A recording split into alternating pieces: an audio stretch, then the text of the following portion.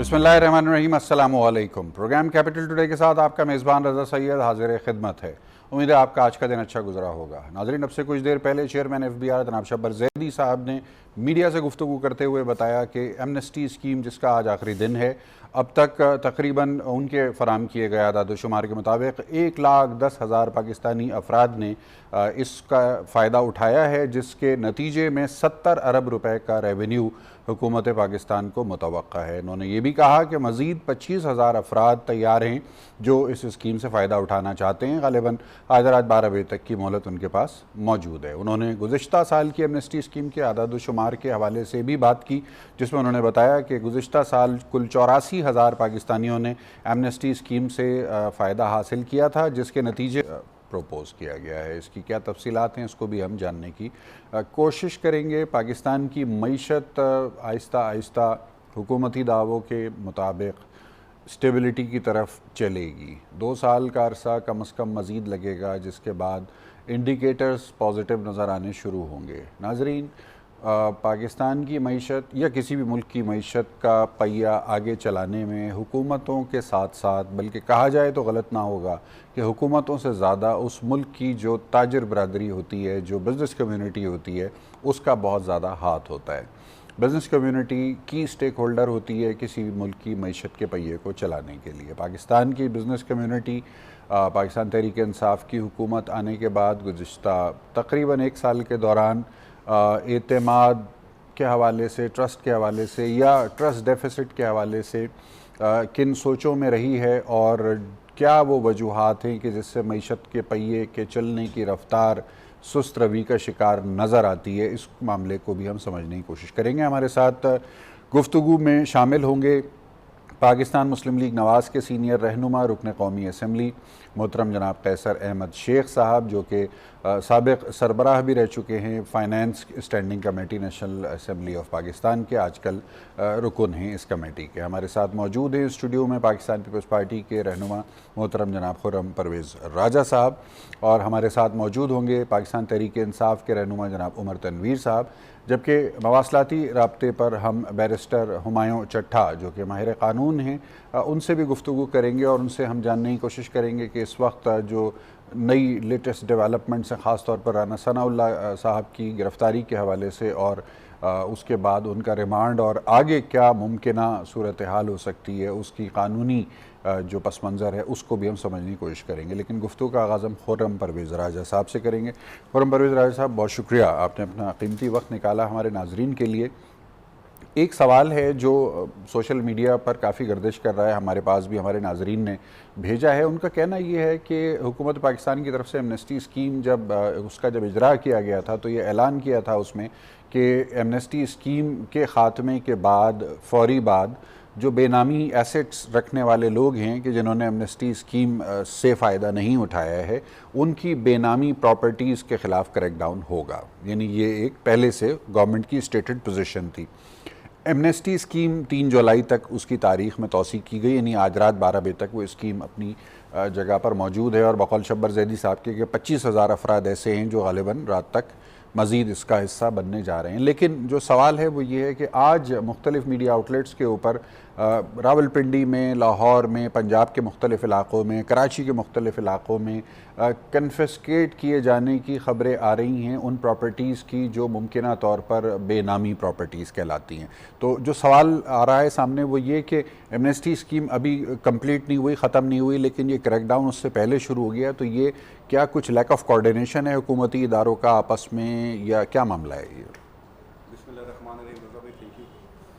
Tax amnesty की बड़ा आजकल इसका चर्चा है जी, और इस पे बात हो रही है, मीडिया पे भी हो रही है, सोशल मीडिया पे भी हो रही है, आम बाज़ारों में, चौराहों पे इसका जिक्र छिड़ा है आजकल। टैक्स एमनेस्टी की जब हम बात करते हैं रज़ा भाई, तो हमें काश, मैं सोच रहा था जब आपने अपना इंट्रो दिया टैक्स एमनेस्टी के बारे में, तो आप वो क्लिप्स भी दिखा देते मोहतरम खान साहब के, जिसमें वो जब अपोजिशन में थे तो उन्होंने कहा कि जो टैक्स एमनेस्टी उस वक्त गवर्नमेंट ला रही है, ये काले धन को जी सफ़ेद करने का एक ज़रिया है। सही। और ये बहुत बड़ा फ्रॉड है और टैक्स चोरों को बहुत बड़ी रियायत दी जा रही है। सही है। और उन्होंने कहा कि मैं डेडली इसके अगेंस्ट और मैं इसकी मुखालफत करूंगा। ये गुज़िश्ता साल का बयानिया था। जी। अच्छा, चले, अब हुआ इस तरह कि जब मोहतरम खुद आए तो उन्होंने टैक्स एमनेस्टी लॉन्च कर दी। टैक्स एमनेस्टी से क्या फ़ायदा हुआ क्या नहीं हुआ, वो बकौल आपके आज 3 बजे तक की स्कीम मौजूद है। मेरा ख्याल है कल या परसों हम बेहतर पोजीशन में होंगे जब प्रॉपर स्टैट्स हमारे पास आ जाएंगे कि किस हद तक लोगों ने फ़ायदा उठाया और क्या आउटकम रहा इसका। लेकिन खान साहब एक बात और भी करते थे रज़ा भाई, वो कहते थे कि जब कौम का लीडर करप्ट होता है तो टैक्स कलेक्शन गिर जाती। तो इस आज की डेट तक, इसके तो रिजल्ट्स बाद में आएंगे, पाकिस्तान की हिस्ट्री की वर्स्ट टैक्स कलेक्शन जा रही है आपकी। ये इल्म में होना चाहिए, नाजरीन के लिए भी उनको बताना भी ज़रूरी समझता हूँ कि जो दावे पहले किए गए थे, जो यू टर्न्स लिए गए, वो एक लंबी दास्तान है। लेकिन टैक्स एमनेस्टी के स्पेसिफिक पॉइंट को मैं लाना चाहता था कि ये मौसूफ खुद इसके खिलाफ थे और आज इसके सबसे बड़े वकील बने हुए हैं, बल्कि इनको मीडिया पे टीवी पे आके कौम से खिताब में ये कहना पड़ रहा है कि लोग आएँ और उससे फ़ायदा उठाएँ जी। जहाँ तक आपने बात की कि ये नहीं समझ आई बात कि बिल्कुल क्रैकडाउन करें जी, अगर बेनामी प्रॉपर्टीज़ किसी की भी हैं, कहीं भी हैं, उनके खिलाफ जाना चाहिए गवर्नमेंट को। लेकिन जब आपने खुद एक ऑप्शन दे दिया और आपने आज की तारीख में रात जो आपने अभी टाइम बताया, तो ये फिर क्या वजह है कि आपने उस टाइम का ख़त्म होने से पहले ही ये क्रैकडाउन शुरू हो गया। और एक चीज़ बड़े जो मुझे समझ में नहीं आती कि वो जो ये तासर जब जाता है कि ये कोई भी जब ऐसा काम किया जाता है तो उसमें ऑपोजिशन के रहनुमाओं का नाम ही क्यों आता है। जब आप एक अक्रॉस द बोर्ड कर रहे हैं तो ये क्या हुस्न इत्तेफाक है कि उसमें अपोजिशन पार्टीज़ के जो रहनुमा हैं उनका नाम तो आ जाता है, लेकिन जो हुकूमत वक्त है, जो पीटीआई है, जो इनके हामी लोग हैं इत्तेहादी, उनमें से किसी का नाम नहीं आता। सो ये एक बहुत बड़ा सवालिया निशान है। इसके अलावा भी मैं ये कहना चाहूँगा, लैक ऑफ कोऑर्डिनेशन आपने कहा, लैक ऑफ कोऑर्डिनेशन तो आपको कौन सा ऐसा फील्ड है सर जिसमें नज़र नहीं आ रही। आज आपने कहा, आपको पता है फैसलाबाद में जब इंडस्ट्री बंद होगी तो कितने लोग बेरोज़गार होंगे? 10 लाख। 10 लाख पाकिस्तानी अपने बेरोज़गार हो जाएंगे, उनका रोज़गार छिन जाएगा। 22 रुपये किलो तक पर केजी जो है आज सीएनजी महंगी हुई है। जो आपका 20 केजी का आटे का थैला होता है वो अप टू 150 रुपये तक महंगा हो गया। अभी स्टैट्स आ रहे हैं, लोग इस पर बात कर रहे हैं। तो मैं सिर्फ ये कहना चाहूँगा कि एक मायूसकुन सूरत हाल है। और इस सूरत हाल में रज़ा भाई, ये मैं ज़रूर इंपॉर्टेंटली कहना चाहूँगा, एक ऐसी सूरत हाल में जब आपका मुल्क फाइनेंशियल क्राइसिस में है जी, 1, 2 आपके मुल्क को इंटरनल और एक्सटर्नल सिक्योरिटी चैलेंजेस हैं।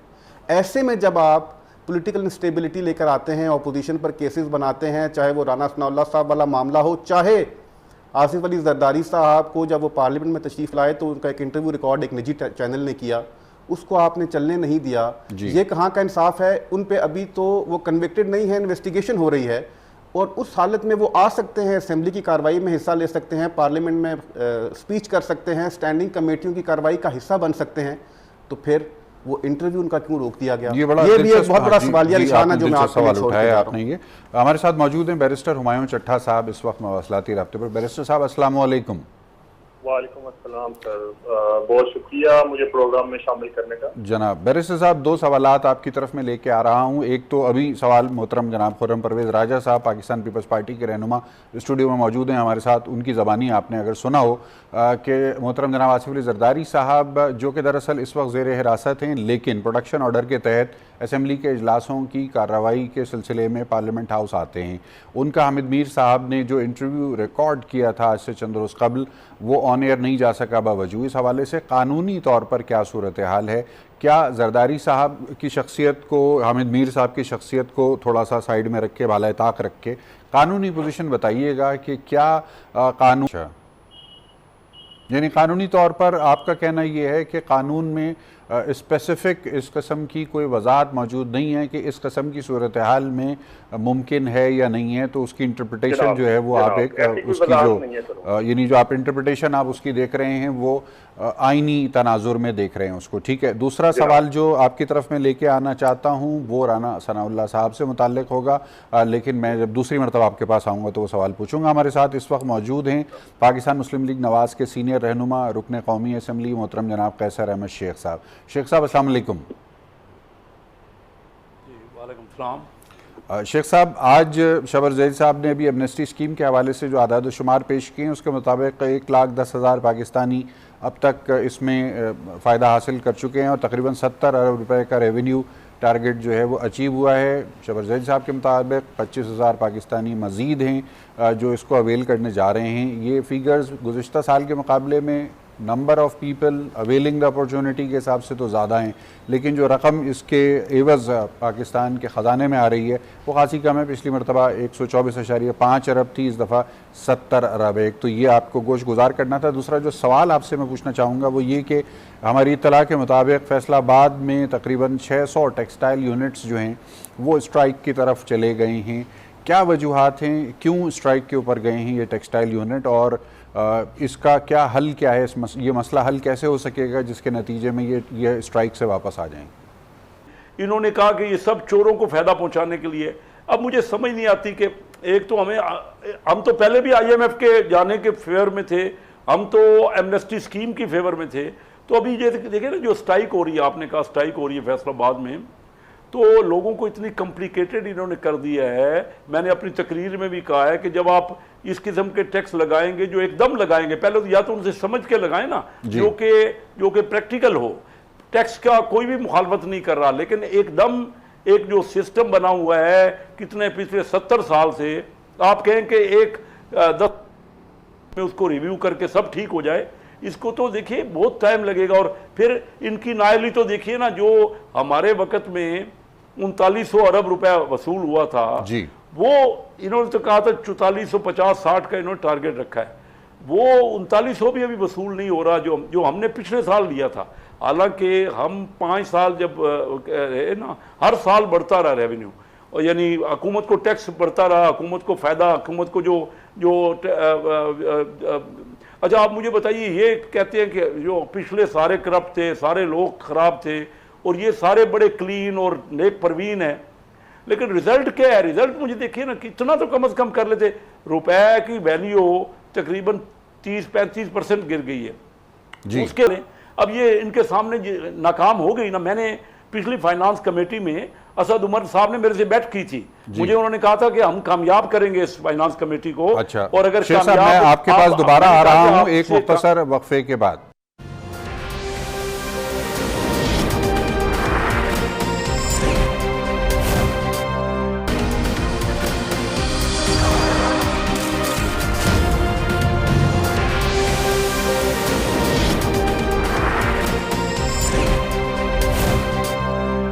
वक्फे के बाद एक मरतबा फिर खुश आमदीद। हमारे साथ स्टूडियो में मौजूद हैं पाकिस्तान पीपल्स पार्टी के रहनुमा मोहतरम जनाब खुर्रम परवेज़ राजा साहब। खुर्रम परवेज़ राजा साहब, पाकिस्तान पीपल्स पार्टी की मरकज़ी क़यादत आसिफ अली ज़रदारी साहब, उनकी हमशीरा फ़रियाल तालपुर साहिबा ज़ेर हिरासत हैं। अभी कुछ देर पहले हमारे पास खबर आई कि पार्क लेन के हवाले से जो तहकीक़ात हैं उसमें एक डेवलपमेंट ये सामने आई कि जनाब बिलावल भुट्टो ज़रदारी साहब को क्लीन चिट मिल गई, उस मामले से उनको बरी ज़िम्मा करार दे दिया गया। अब आप ये बताइए कि पाकिस्तान पीपल्स पार्टी जिसको एक रेपुटेशनल चैलेंज का सामना पिछले 20, 25, 30 सालों के दरमियान रहा है, और वही सूरत हाल अब फिर आ रही है सामने, ऐसे में आपकी जमात और अपोजिशन की दीगर जमातों की तरफ से चेयरमैन सेनेट की तब्दीली का इंदिया दिया गया। हम जानना चाहेंगे कि आप हमारे नाज़रीन को आगाह कीजिए कि चेयरमैन सेनेट की तब्दीली की जो मुमकिन मूव है, इसके ऑब्जेक्टिव्स क्या होंगे? क्या ऑब्जेक्टिव अचीव किया जा सकेगा चेयरमैन सेनेट की मुमकिन तब्दीली से? रज़ा भाई, स्टार्टिंग फ्रॉम जो आपने पहले जिक्र किया, इसमें कोई शक नहीं जी कि पीपल्स पार्टी का बड़ा एक मीडिया ट्रायल हुआ और दहाइयों से जारी है। आसिफ अली ज़रदारी साहब का आपने जिक्र किया और पार्क लेन का जिक्र किया, उसमें बिलावल साहब को क्लीन चिट मिलना का इसलिए हमें यकीन था, और अच्छी बात है वो मिल गई, कि उनसे उस वक़्त का हिसाब तब मांगा जा रहा था जब उनकी उम्र 1.5 साल थी। तो यकीनन रज़ा साहब आपने भी कुछ ना कुछ इनहेरिट किया होगा अपने वालिदैन से, मैंने भी किया होगा, सब करते हैं। तो वो 1.5 साल की उम्र का एक जब एज हो तो उसमें आप क्या किसी को जवाब देंगे? तो वो तो वैसे एक मज़ाक़ा ख़ैसी सूरत हाल थी। जहाँ तक ज़रदारी साहब का ताल्लुक़ है, तो 11 साल आपने उनको जेल में रखा जी। उस वक्त भी इतना ही मीडिया ट्रायल था, उस वक्त भी इतना ही शोर था, बस फ़र्क ये था कि शायद ये चैनल्स नहीं थे इलेक्ट्रॉनिक के, लेकिन प्रिंट मीडिया मौजूद था, तो शोर उस वक्त भी बड़ा उठता था। तो 11 साल उनको आपने जेल में रखा, और जब उनको तमाम मुकदमात में ज़मानत मिल गई तो मुझे अच्छी तरह याद है उनको आखिरी इस बात पे उनको दोबारा उनको नहीं छोड़ा गया और दोबारा कैद कर लिया गया, मुकदमा बना दिया कि आपने एक BMW गाड़ी मंगवाई थी और आपने उसका ड्यूटी नहीं पे की। सो उस 11 साल की जेल पर हमारे नज़रियाती मुखालफों ने भी और हमारे सियासी मुखालफों ने भी ये कहा कि वो मर्दे हो रहा है, उसने सामना किया। अब फिर वैसी सूरत हाल का सामना है और हमें फिर यकीन है कि इंशाअल्लाह ताला पीपल्स पार्टीज़ में से निकलेगी और इन केसेस में ये एक प्रेशराइज तो आप करने का तरीकाकार हो सकता है उनको अंडर प्रेशर करने का, लेकिन वो मेरा ख्याल है पीपल्स पार्टी इनसे बियॉन्ड है। हम पहले भी लड़ते हैं, इंशाल्लाह आइंदा भी लड़ेंगे, अपना केस अदालत में लड़ेंगे, अदालतों से नहीं लड़ेंगे। दूसरी बात यह है रजा भाई, क्या हो रहा है, हो ये रहा है कि इस वक्त दो चीज़ों पे बड़ी तेज़ी से काम हो रहा है जी। एक, आप पॉलिटिकल पार्टीज़ को तोड़ने जा रहे हैं। अभी कुछ MPs की मुलाकात वज़ीर आज़म साहब के साथ, जी, ये हॉर्स पंजाब, ट्रेडिंग की एक बिल्कुल वाज़ेह तस्वीर सामने आ गई। और दूसरा, पॉलिटिकल विच हंट हो रहा है, प्रेशराइज कर रहे हैं, आप केसेस बना रहे हैं। आपने पूरे पाकिस्तान से टर्न कोर्स इकट्ठे किए, लोटे इकट्ठे किए, हुकूमत तो शायद आपने बना ली, RTS का बड़ा इंपॉर्टेंट रोल है उसमें, लेकिन हुकूमत आप चला नहीं पाए।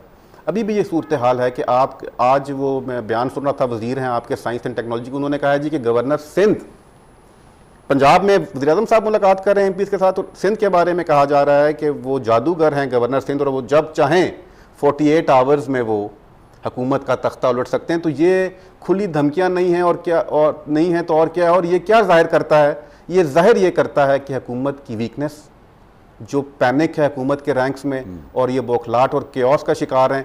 मैं आपको पूरे वसूख से कहता हूँ, आप सारी अपोजिशन को जेल में डाल दें भाई, और वो बकौल वो जो था शायर के, सुनी हो जन गलियां ते विच मिर्जा यार फिरे, ये अकेले भी रह जाएं, हुकूमत इनसे फिर भी नहीं चल। अच्छा, चेयरमैन इनमें वो कैपेबिलिटी नहीं है। सेनेट की मुमकिन तब्दीली, क्या मकासद हासिल किए जा सकेंगे उससे, अगर उस तरफ आप जाते हैं तो? देखिए जी, चेयरमैन सेनेट की जहाँ तक बात है, उसमें पहली बात तो ये है कि इसमें जो सेनेट में मेन जो बड़ी तादाद है वो PMLN और पाकिस्तान पीपल्स पार्टी के पास आज भी मौजूद है।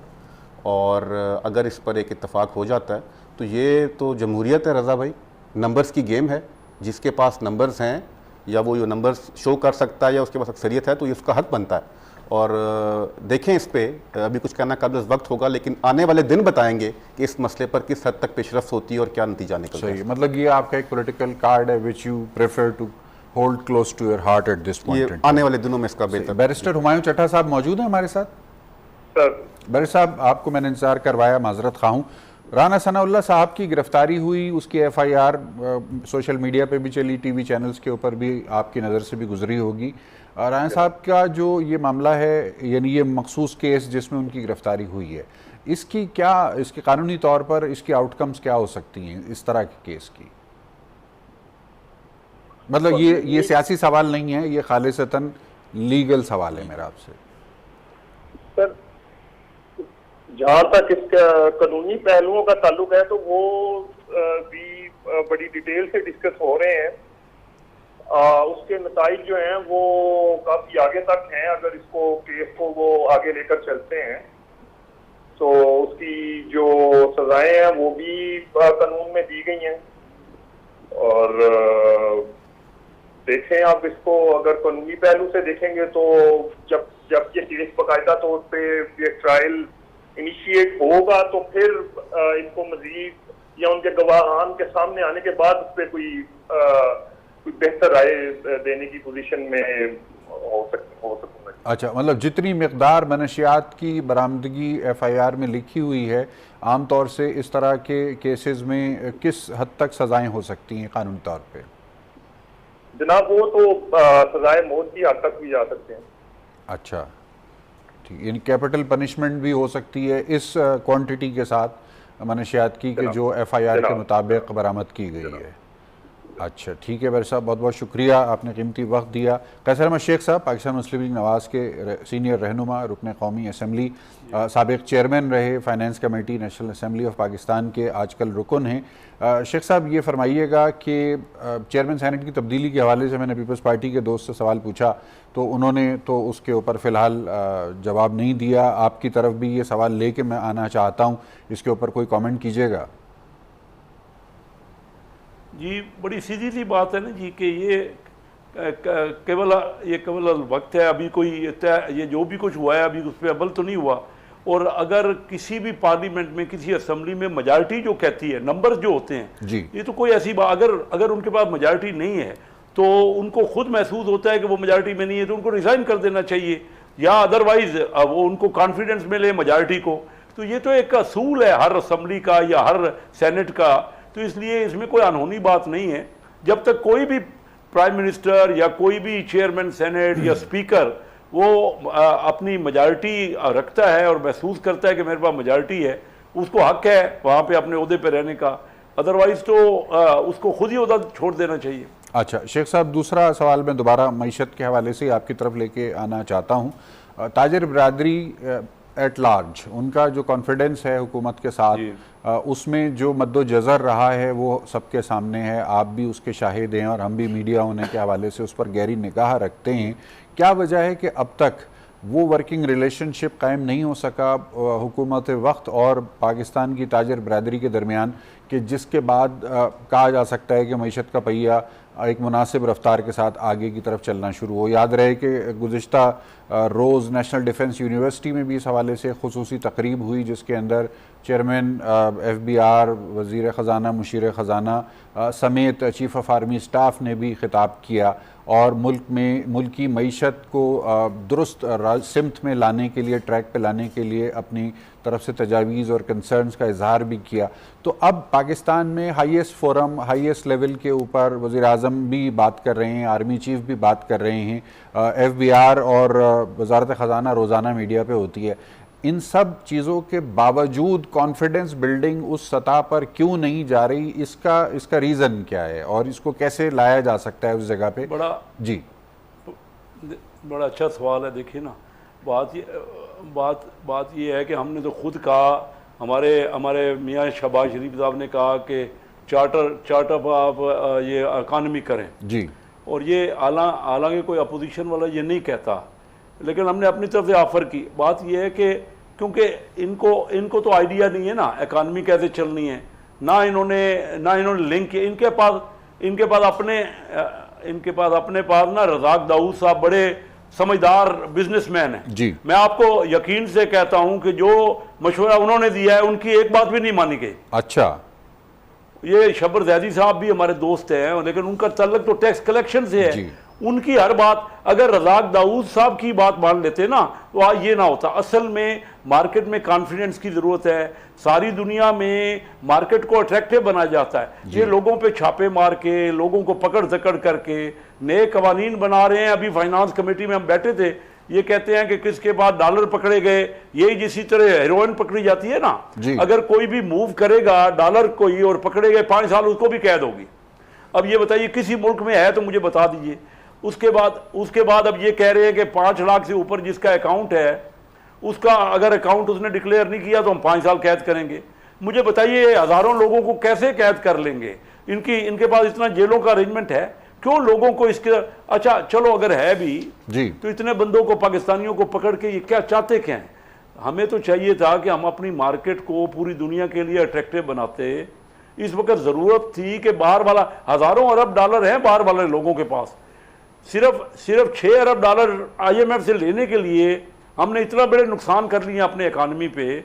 और इंडिया इस वक्त एक साल में उसको 60 अरब डॉलर डायरेक्ट फॉरेन इन्वेस्टमेंट आ रही है, बाहर से पैसा उसके पास आ रहा है, उसकी मार्केट में अट्रैक्शन है। हम और खराब कर रहे हैं अपने आप को। हम पाकिस्तान में आधा अरब डॉलर भी नहीं आता, ना यहाँ को फॉरेन इन्वेस्टर आएगा। इन हालात में जब हम लोगों को पकड़ रहे हैं, लोगों को डरा रहे हैं, लोगों को धमका रहे हैं और ये कह रहे हैं कि हम लेंगे, रेवेन्यू तो आ नहीं रहा। कभी भी डराने से, मुशर्रफ साहब आए थे ना जी, उन्होंने भी पहले 2 सालों में यही काम किया था, तब वो फेल हो गए। और उसके बाद उन्होंने समझा कि भाई हम कारोबारी लोगों के साथ बैठे हैं, उनके साथ अफाम और तफहीम के, देखिए पोटेंशियल पाकिस्तान में है, टैक्स आना चाहिए, लेकिन लोगों को कारोबार चलेगा तो लोग टैक्स देंगे ना। हर एक को आप पकड़ लेंगे, हर एक को डरा लेंगे, लोग यहाँ से ही भाग जाएंगे।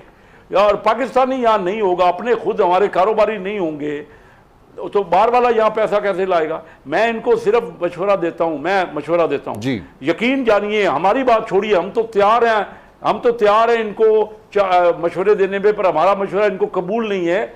रज़ाक दाऊद साहब जो इनके अपने कॉमर्स के एडवाइजर है ना, वो बड़े कॉम्पिटेंट बिजनेसमैन है, जो बात वो करते हैं उनकी मान ले। सिर्फ ये शबर जैदी साहब की, ये बाहर से हफीज शेख साहब आ गए हैं। हफीज शेख साहब काफ लीग में भी वही फाइनेंस के एडवाइजर थे, पीपल पार्टी में भी वही थे, आज PTI में भी वही है। और इमरान खान साहब कभी शायद 1 मिनट भी उनको मिले भी ना हो, उनको जानते भी नहीं है। और आज सारा जो चेहरा था असद उमर साहब का, PTI का चेहरा था, वो तो हट गया, वो नाकाम हो गए। और अब सारा IMF और वर्ल्ड बैंक और वो हमारी इकानमी को संभाल रहा है। अच्छा। इस तरह देखिए, रेवेन्यू सिर्फ इकट्ठा करना टारगेट नहीं है, या लोगों को मारना या लोगों को पकड़ना, या सिर्फ 1 साल से करप्शन के अलावा कोई बात ही नहीं हो रही। ओ भाई, आप साफ सुथरे लोग हैं तो कोई करके दिखाए ना हमें। कोई रिजल्ट दें। आम आदमी को आपने महंगाई के बोझ के तले दबा दी है, उसका बेड़ा गर्क कर दिया, किसी के पास रोजगार ही नहीं है, और ये और नीचे चल रहा जाता रहेगा। ये अभी आप देख लीजिए एमनेस्टी स्कीम में कितनी इन्होंने धमकाया डराया, हासिल क्या हुआ? ये कोई 50-60 अरब के लिए ये सारा कुछ ड्रामा था, क्या रिजल्ट निकला इसका? सही है, मतलब कारोबारी बरादरी का जो कॉन्फिडेंस है, आपका कहना ये है और नज़र भी आ रहा है कि वो शेक हो रहा है इस कस्म की सख्त गुफ्तगू से या इस कस्म के सख्त इक़दामात की जो वार्निंग्स आ रही हैं उसके हवाले से। मैं एक सवाल आपसे पूछना चाहूँगा, अगर आप मुनासिब समझें तो जवाब दीजिएगा। असद उमर साहब का फेलियर, आप करीब से देखते रहे हैं उनको, आपके कुलीग रहे वो पार्लियामेंट के अंदर फाइनेंस कमेटी में पिछले 5 साल, अभी भी आपके साथ हैं। असद उमर साहब का एज अ फाइनेंस मिनिस्टर जो फेलियर है उसकी क्या कलीदी वजूहात क्या नज़र आती हैं आपको? आप मेरे से पूछ रहे हैं? जी मैं आपसे पूछ रहा हूँ। जी जी हाँ, मैं बड़ा अच्छा सवाल आपने किया है। बात यह है कि असद उमर साहब नेक नीयत आदमी है मेरे हिसाब में, मेरे दोस्त हैं, ठीक है, लेकिन वो थ्योरी के आदमी है। उन्होंने कभी लोगों के उनके पास प्रैक्टिकल लोगों से इंटरेक्शन नहीं था। अच्छा, वो देखना जब हम लेके आए एमनेस्टी स्कीम, जी एमनेस्टी स्कीम सबसे ज्यादा मुखालफत असद उमर साहब ने की। सही है। अब मैं अपने कई प्रोग्रामों में कहता रहा आपको, जब शुरू किया आज से 8-10 महीने पहले, कि हमें फौरी तौर पे IMF के पास चला जाना चाहिए, लेकिन ये क्योंकि इसके कायल थे कि IMF के जाने से पहले हम खुदकशी कर लेंगे। असद उमर को चाहिए था कि प्रैक्टिकल लोगों से मशवरा करते। मैं आपसे अभी भी कह रहा हूं कि रज़ाक दाऊद साहब मौजूद हैं, उनकी सारी जिंदगी बिजनेस से गुजरी है, उनका इंटरेक्शन है बिजनेस में, उनका मुझे पता है, मैं खबर आपको जराए से कहता हूं। तो असद उमर ने भी उनसे भी मशवरा नहीं किया, ना वो IMF गए, ना उन्होंने कोई लोगों से मशवरा किया, और वो जिद में रहे कि हम पकड़ेंगे। और अच्छा, ये जो प्राइवेटाइजेशन के वो बहुत सख्त खिलाफ हैं, वो मुझे समझ नहीं आती कि इस तरह आप किस तरह मुल्क की इकानमी को बूस्ट करेंगे। आपने इंटरेस्ट रेट बढ़ा दिया, अब आपने डॉलर को 40 रुपए डॉलर डिवैल्यू कर दिया, यानी पाकिस्तानी रुपया डिवैल्यू हो गया, डॉलर एप्रिशिएट हो गया।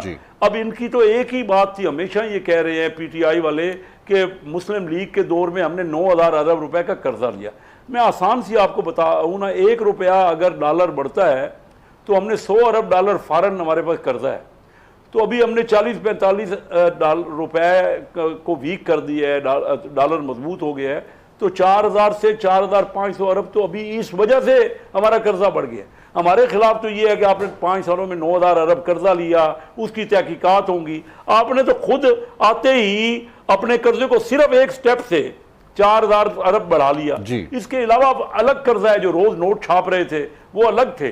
तो असल में इन बेचारों को ना ये इकानमी की साइड के लोग थे, ना ये प्रैक्टिकल लोग थे, ना इन्होंने बिजनेसमैन से कोई जाके मशवरा किया, और ना ही अपने खुद रज़ाक दाऊद जो इनको लेके अपने को लेके आए थे। आप जाके पूछ लीजिए, उनको लाइए टेलीविजन पे, उनको लाइए और उनसे पूछिए कि जो कुछ रिकमेंडेशन, मुझे बिल्कुल पता है, बावजूद जराए से पता है कि जो कुछ उन्होंने रिकमेंड किया उसको माना ही नहीं।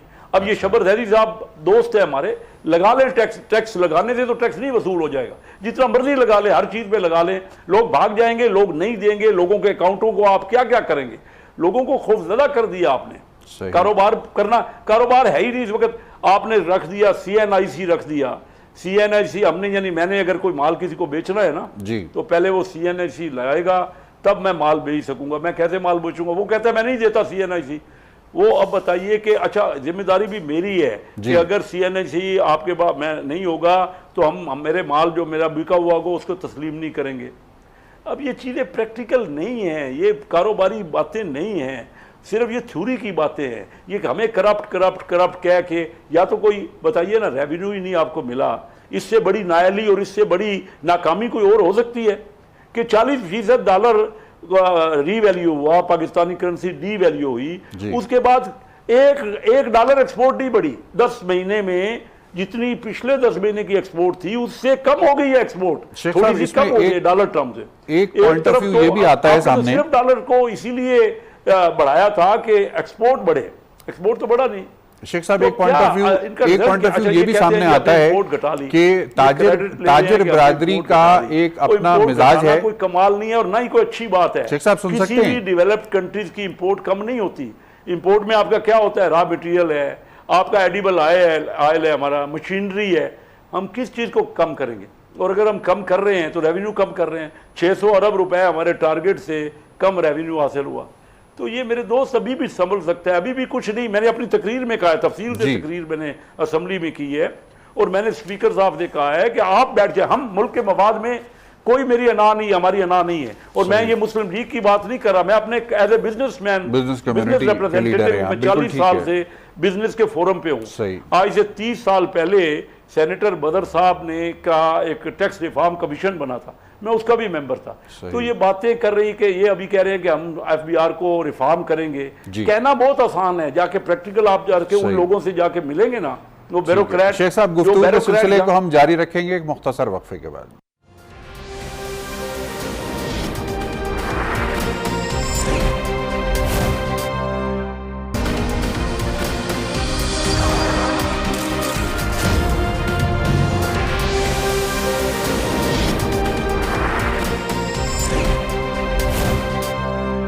वक्फे के बाद एक मरतबा फिर खुश आमदीद। पाकिस्तान तहरीक इंसाफ की सीनियर रहनुमा रुकन कौमी असम्बली मोहतरमा नुज़रत पठान हमारे साथ मवासलाती राब्ते पर मौजूद हैं। नुज़रत पठान साहिबा, अस्सलाम वालेकुम। वालेकुम अस्सलाम। नुज़रत पठान साहिबा, गुफ्तगू मईशत के हवाले से हो रही है। ताजिर बरादरी का हुकूमत के साथ ट्रस्ट डेफिसिट के मामले में जो मईशत का पहिया सुस्त रफ्तारी का शिकार है, उस हवाले से बात हो रही है। आपका क्योंकि सिंध से ताल्लुक़ है, माजी करीब में अगर हम देखें तो सिंध में जब डॉक्टर इशरतुल इबाद गवर्नर थे, तो गवर्नर सिंध की हैसियत से जो सिंध की ताजिर बरादरी है उसको एक वन विंडो ऑपरेशन की सहूलत हासिल थी। इशरतुल इबाद साहब से वो मिलते थे और उनके मसाइल और मामलात जो हैं वो वफाक तक पहुँचते थे और तसल्ली बख्श रिस्पॉन्स भी आता था, जिसके नतीजे में सिंध जो कि 70% तकरीबन रेवेन्यू देता है मुल्क का, उसकी ताजिर बरादरी सेटिस्फाइड रहती थी। आजकल इमरान इस्माइल साहब, कराची से ताल्लुक़ है, काफ़ी हरदिल अजीज़ शख्सियत भी हैं, लेकिन क्या वजह है कि इमरान इस्माइल साहब अभी तक सिंध की और कराची की ताजिर बरादरी में वो मकबूलियत हासिल नहीं कर सके हैं कि जिसकी इस वक्त शदीद ज़रूरत है पाकिस्तान की मईशत को? ये हकीकत है कि इशरतुल इबाद साहब ने बड़ा अच्छा एक रिलेशन रखा हुआ था इनके साथ, बिजनेस बरादरी के साथ, और बड़ी अच्छी उसकी रिजल्ट भी थी, लेकिन उन्हें भी वहां तक पहुंचने में बहुत टाइम लगा था। सही। हमारे इमरान इस्माइल साहब ने भी बहुत कोशिश की है। अभी जब भी प्राइम मिनिस्टर साहब कराची आते हैं तो पहला जो डेलीगेशन मिलता है वो बिजनेस कम्युनिटीज से ताल्लुक होता है उनका, और मैं समझती हूँ कि जाहिर है टैक्सेस का मसला है, और जो छूट दी गई थी पिछली गवर्नमेंटों में अब जरा सख्ती हो गई है। तो इन जब ऊपर से लेकर आर्मी और अपनी प्राइम मिनिस्टर, प्रेसिडेंट सब अपने आप को एतदाल पसंद बना रहे हैं और अपनी अखराजात में कमी पेशी कर रहे हैं, तो इन लोगों को भी चाहिए कि वो भी इस तरह की पॉलिसी बनाए जिससे हुकूमत का भी फायदा हो, इनका भी फायदा हो और आवाम को भी रिलीफ मिले। अच्छा। और आप देखें कि खुद ब खुद इतनी कभी कभी महंगाई बढ़ा देते हैं कि हुकूमत को भी पता नहीं होता कि इतनी चीजें महंगी हो गई हैं। तो इनको भी जरा अपनी जो भी प्रॉब्लम है इन्हें एड्रेस करना चाहिए, मिलना चाहिए प्राइम मिनिस्टर से। और मुझे नहीं पता कि शेख साहब ने मुझसे पहले क्या बात की थी, लेकिन मैं समझती हूँ कि कराची के बिजनेसमैन जो है ना, उनको सेटिस्फेक्शन के लिए हुकूमत को थोड़ा सा ज्यादा तवज्जो देनी चाहिए। यानी आप मुत्तफिक हैं इस बात से कि वफाकी हुकूमत को बिजनेस कम्युनिटी के साथ अपने मरासिम और रवाबित को बेहतर बनाने की अशद ज़रूरत है? इस बात से आप मुत्तफिक हैं? मैं भी ये समझती हूँ कि अशद ज़रूरत है, कॉन्फिडेंस बिल्डिंग मेजर्स की ज़रूरत है। अच्छा, एक और ज़िमनी सवाल आपसे मैं पूछना चाहूँगा, वो ये कि ऐसे डिक्लेरेशन के हवाले से कल इलेक्शन कमीशन ऑफ पाकिस्तान की तरफ से जारी करदा आदाद-ओ-शुमार के मुताबिक जो तफसीलात सामने आई हैं उसमें तमाम अरकान असम्बली की प्रॉपर्टीज़ की वैल्यूज़ या उनकी जो नेट वर्थ है वो बताई गई है। उसमें वज़ीर-ए-आज़म जनाब इमरान खान साहब की जो नेट वर्थ सामने आई है, डिक्लेयर्ड जो हल्फिया इकरारनामा है उसके मुताबिक 10 करोड़ रुपए की उनकी नेट वर्थ है। अगर वज़ीर-ए-आज़म जनाब इमरान खान साहब की नेट वर्थ 10 करोड़ रुपए है, जाहिर है उन्होंने बताई है तो होगी यकीनन, तो फिर पाकिस्तान के तमाम जो अवाम हैं या पाकिस्तान की जो ताजिर बिरादरी है वो भी इसी किस्म के तखमीनों के साथ अपनी अपनी नेट वर्थ और गोशवारे जमा नहीं करा देंगे? या आपको लगता है कि वो उनसे ये तवक्को आप रखती हैं कि वो बिल्कुल सच्चाई के साथ सब कुछ सामने रख देंगे? देखिए, जैसे मैंने हूँ तो मेरे नाम पर या मेरे स्पाउस के नाम पर या मेरे ऊपर जो डिपेंडेंट करते थे उनके नाम पर जो कुछ भी था वो मैंने डिक्लेयर किया था उस वक्त, ठीक है। और उस वक्त की जो पोजीशन थी वो जो कीमतें थी, जब मैंने फॉर्म भरा था तो वो मैंने अपने असातिज़ात वहाँ पे खान साहब के नाम पर भी जो कुछ है और उनके ऊपर जो डिपेंड करते हैं, अब तो डिपेंड करने वाला कोई नहीं, माशाल्लाह वो भी, उनके बेटे भी बड़े हो गए हैं, तो खुद खान साहब के नाम पर जितनी भी प्रॉपर्टी है वो उन्होंने डिक्लेयर की हुई है, क्योंकि वो भी एक एफिडेविट होता है हमारा सच और बोलने का। तो अगर जिन जिन लोगों के पास है, आपके पास है, आपके नाम पर है, तो आप डिक्लेयर करें उस चीज को, जो भी कीमत ठहरे। मैंने किसी दौर में ये घर लिया था बहुत कम कीमत पर, अब इस वक्त मार्केट में उसकी कीमत बड़ी हाई फाई है, तो ये कोई बुरी बात तो नहीं है, बस डिक्लेयर होना चाहिए। अच्छा, नहीं, जो उसका जो डिक्लेरेशन का डॉक्यूमेंट है उसके अंदर ये लिखा है कि प्रॉपर्टी की करंट जो मार्केट वैल्यू है वो लिखी जाए उसके अंदर। तो करंट मार्केट वैल्यू के हिसाब से 10.5 करोड़ रुपए उन्होंने अपनी नेटवर्थ उसमें लिखी है। इस्लामाबाद में जो लोग रहते हैं उनको मालूम है कि इस्लामाबाद में एक कनाल का भी मकान जो है वो 10 करोड़ रुपए में बमुश्किल ख़रीदा जा सकता है, जबकि खान साहब माशाल्लाह बनी गाला में खासी वसी और रीज़ रकबे के ऊपर रिहाइश पजीर हैं। तो ये जो आदाद व शुमार में जो फ़र्क नज़र आ रहा है, डिक्लेयर्ड वैल्यू और रियल वैल्यू का जो फ़र्क नज़र आ रहा है, फिर इसी किस्म की डिक्लेरेशन अगर पाकिस्तान की तमाम ताजिर बरादरी और पाकिस्तान के तमाम शहरी भी देंगे तो मुल्क में टैक्स कलेक्शन कैसे होगी, किस तरह से टारगेट अचीव होंगे? उस वक्त जो खान साहब, क्योंकि मकान की वैल्यू देनी होती है ना, मकान, जिस मकान में आप रह रहे हैं उसमें जो चीजें पड़ी हुई हैं, जितना आपके पास, जितने टीवी है, जितने एसी हैं, जितना फर्नीचर है, उस सब की आपने एक जमा बतानी होती है। खान साहब ने यकीनन सोच समझ के फॉर्म भरा होगा और उस वक्त के मार्केट के मुताबिक जो वैल्यू होगी वो उन्होंने लिखा होगा। अब अगर एक साल में उसकी कीमत कम हुई है या ऊपर हुई है तो वो फिर नेक्स्ट ईयर में वो उसको लेकर आएंगे। तो दूसरे हज़ार, चलो कुछ 10 करोड़ ही सही, लेकिन टैक्स तो आएगा ना 10 करोड़ वालों के ऊपर भी। सही है, मतलब आप इसको समझती हैं कि ये बेबी स्टेप्स हैं, इससे हौसला अफजाई बहरहाल होनी चाहिए लोगों की कि होनी चाहिए, बस कुछ तो जो नेटवर्थ है उसको वो ईमानदारी के साथ FBR के साथ शेयर करें या जो भी बिल्कुल जी। अच्छा, मिसाके और अच्छी बात है। आखिरी सवाल, क्योंकि बहुत कम वक्त रह गया मेरे पास, मिसाके मईशत करने जा रहे हैं आप लोग या इसके ऊपर कुछ रिजर्वेशंस हैं आपकी? मिसाके मईशत उनके टर्म्स कंडीशन, अपोजिशन की टर्म्स कंडीशन पे तो नहीं होगी ना। अच्छा। मिसाके पाकिस्तान की माशी पोजीशन को देखकर ही मिसाके जमहूरियत जो है वो होगा, लेकिन अब ये देखते हैं कि आगे आने वाले वक्त में क्या इसका होता है, क्योंकि आधी पार्टी तो नून लीग इसकी मुखालिफ है और पीपल्स पार्टी में सिर्फ आसिफ जरदारी कहते हैं कि भाई कर लो, मुझे छोड़ दो। तो फिर अगर पैसे देकर वो लोग चले जाते हैं बाहर या पैसे देकर जान छुड़ाना चाहते हैं, पैसे वापस करें। इस मिसा के मैशत में एक चीज जरूर होगी कि पैसे जो लिए हैं वो वापस करो, पैसे जो लिए हैं वापस करो। राजा साहब, मिसाके मईशत क्या फ्यूचर नज़र आ रहा है आपको? पाकिस्तान पीपल्स पार्टी क्या देख रही है? इस बात पे आने से पहले काफ़ी लंबी देर से मैं गुफ्तगू सुन रहा था और आपने बड़ा स्पेसिफिक रखा ताजर बरादरी की हद तक मामला, गवर्नमेंट खुश है नहीं, ताजर खुश है नहीं। तो रज़ा साहब, ताजर बरादरी की बात नहीं है, आपके सैलरीड जो सेगमेंट है वो कौन सा खुश है, चाहे वो सरकारी मुलाजिम हो या प्राइवेट हो? क्या आपका किसान खुश है? क्या आपकी जो लेबर क्लास मजदूर है वो खुश है? इस वक्त हालत ये है कि जो महंगाई की हालत है, हम फील्ड में रहते हैं, लोगों से राब्ते में होते हैं, 300% तक इजाफा हो गया सुई गैस में। अब अगर ले मैन की लैंग्वेज में बात करें, अगर 1000 रुपया भाई बिल आता था वो आएगा 3000 रुपया, अगर लाख रुपया था तो वो 3 लाख हो जाएगा। इसी तरह बिजली के नर्ख देख लें, शाय खुर्द व नोश की कीमतें, और उससे बड़ा जुल्म ये कि आपने मेडिसिन को 400% तक महंगा कर दिया। जो लाइफ सेविंग ड्रग्स हैं उसमें इतना बड़ा इजाफा तारीख में कभी नहीं हुआ। तो लोगों को तो इस वक्त सिर्फ और सिर्फ जो है ना चीखें, वाकई इन्होंने कहा था, असद उमर साहब भी और रिकॉर्ड ने कि अवाम की चीखें निकलेंगी, तो वो इन्होंने चीखें निकलवा दी अवाम की, इसमें कोई दो राय नहीं है इस वक्त अक्रॉस द कंट्री। जहाँ तक बात रही जी, बिल्कुल इस वक्त इकॉनमी के लिए मैंने शुरू में कहा था कि हम फाइनेंशियल क्राइसिस से गुजरे इसी इंटरव्यू में, और हमें इंटरनल एक्सटर्नल सिक्योरिटी प्रॉब्लम भी बहुत बड़ा है। तो ऐसे में हमें अगर स्टेबिलिटी लानी है तो तमाम सियासी कुव्वतों को सर जोड़कर बैठना होगा, लेकिन उसका तरीक़ाकार ये नहीं है कि आप हॉर्स ट्रेडिंग भी करें, आप पॉलिटिकल पार्टीज को तोड़ने की भी कोशिश करें, आप केसेस भी बनाएं, पॉलिटिकल विच हंट भी करें, पॉलिटिकल विक्टिमाइजेशन भी करें।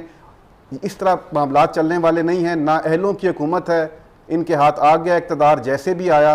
अब अगर मुल्क को एक डायरेक्शन देनी है, एक रास्ते पे लेके चलना है, तो तमाम सियासी कुव्वतों को इकट्ठे मिलकर बैठना होगा और उसमें ओनस गवर्नमेंट पे है, इनिशिएटिव गवर्नमेंट को लेना होगा। गवर्नमेंट को इनिशिएटिव लेना पड़ेगा। बहुत बहुत शुक्रिया मेहमान गिरामी, आपने अपना कीमती वक्त हमारे नाजरीन के लिए निकाला कर। इंशाल्लाह एक नए मौजू के साथ आपकी खिदमत में दोबारा हाजिर होंगे। अपना बहुत ख्याल रखिएगा। जी पाकिस्तान के लिए।